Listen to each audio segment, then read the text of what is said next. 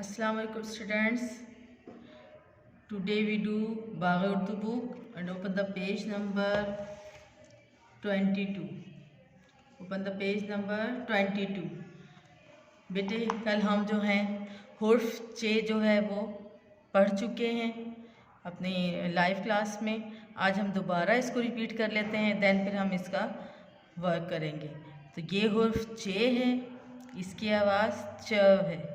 ये हुर्फ चे है, इसकी आवाज़ च है। चे के पेट में 3 नुक्ते, चे के पेट में 3 नुक्ते। चचान, चचिड़िया, चचाबी, चचम्मच। चचान, चचिड़िया, चचाबी, चचम्मच।